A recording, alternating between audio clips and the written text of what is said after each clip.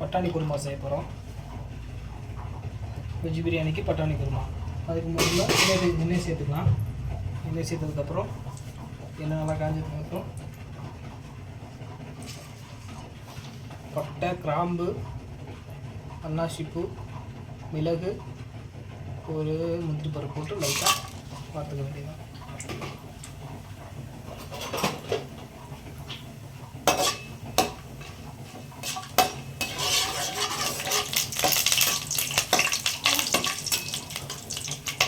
பச்சை மிளகா சேர்த்துக்கலாம், வெங்காயம் சேர்த்துக்கலாம்.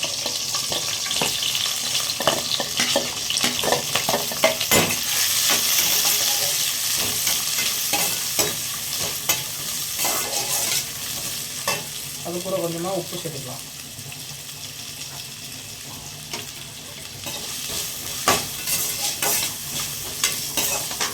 நல்லா வதக்கி விட்டுருங்க. வதக்கி விட்டுக்குங்க.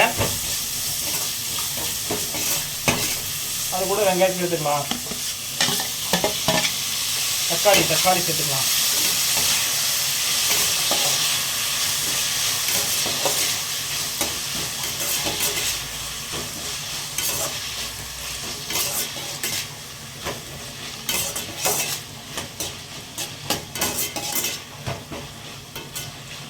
அந்த மாதிரி வதங்கினோடனே புதினா மல்லி போட்டுட்டு நல்லா கிண்டி விட வேண்டியதான். ஓரளவுக்கு வதங்கினா போதும். நல்லா அந்த மாதிரி பச்சை வாசனை போகிற அளவு நல்லா அந்த மாதிரி கிண்டி விட்டுக்கிட்டு அது கூட இஞ்சி பூண்டு பேஸ்ட் சேர்த்துக்க வேண்டியதுதாங்க. நல்லா 1 ஸ்பூன் 1.5 ஸ்பூன் அளவு சேர்த்துக்கலாம். சேர்த்துட்டு நல்லா மிக்ஸ் பண்ணிவிடுங்க.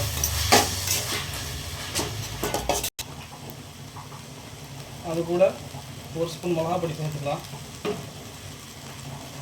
அது கூட 1/4 டீஸ்பூன் மஞ்சள் பொடி போட்டுக்கலாம். கொஞ்சமாக சிக்கன் மசாலா சேர்த்துக்கலாங்க. சேர்த்துட்டு நல்லா கிளறி விட வேண்டியது.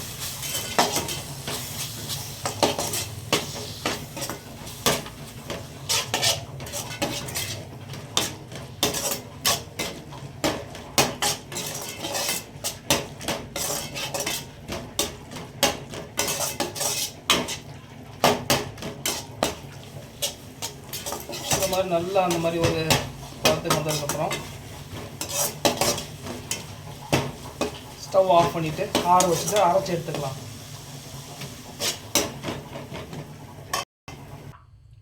மறுபடியும் வானிலை வச்சு பட்டர் சேர்த்துக்கலாம். பட்டர் சேர்த்துக்கிட்டிங்கன்னா உங்களுக்கு நல்லா டேஸ்ட் கிடைக்கும்.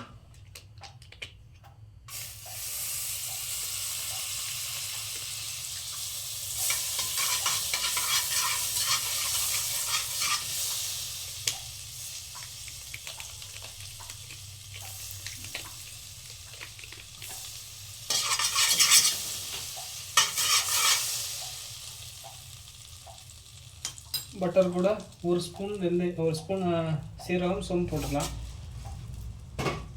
போட்டுட்டு நல்லா கொஞ்சம்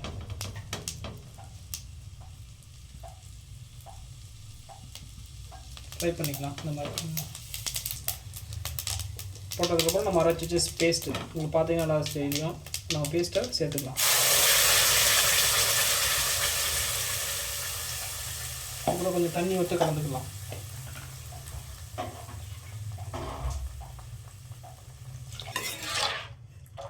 நல்லா இந்த மாதிரி தண்ணி சேர்த்து வச்சுக்கலாம். அது கூட கொஞ்சம் உப்பு இருக்கான்னு செக் பண்ணிக்கோங்க. உப்பு ஓரளவுக்கு இருக்குது. கூட எக்ஸ்ட்ரா கொஞ்சம் சேர்த்துட்டு நல்லா மிக்ஸ் பண்ணிக்கலாம். உங்களுக்கு இந்த கட்டி பதம் வேணும்னா ஓகே. இதை விட உங்களுக்கு இன்னும் தண்ணியாக தேவைப்படுத்தா தண்ணி கூட நல்லா சேர்த்துக்கலாம். கொஞ்சம் கட்டியாக இருக்க மாதிரி இருக்குது, கெட்டியாக இருக்க மாதிரி இருக்குது. ஸோ அதனால் நான் இன்னும் கொஞ்சம் தண்ணி சேர்த்துக்கிறேன். 1/2 டம்ளர் தண்ணி சேர்த்து நல்லா அந்த மாதிரி கிண்டி விட்டுக்கிட்டு நல்லா ஒரு கொதி வந்ததுக்கப்புறம் அவிச்சு வச்ச பட்டாணி, நம்ம அவிச்சு வச்சுருக்கோம் பட்டாணி பார்த்தீங்கன்னா தெரியும். இந்த அவிச்ச பட்டாணி நம்ம அதில் சேர்த்துக்கலாம். நல்லா ஒரு கொதியை வரட்டுங்க. நல்லா கொதிச்சிருச்சுங்க. நம்ம அது கூட நம்ம அவிச்சு வச்ச பட்டாணியை சேர்த்துக்கலாம்.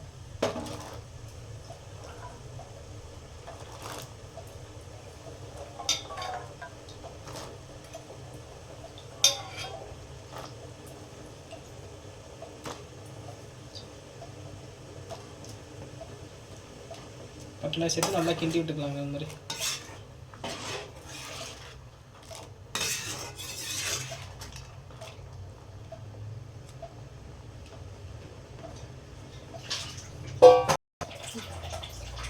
பார்த்தீங்கன்னா நல்லா கோச்சு வந்ததுக்கப்புறம் வெட்டி வச்சது நம்ம புதினா இலையை லைட்டாக அப்படியே நான் போட்டுக்கலாம்.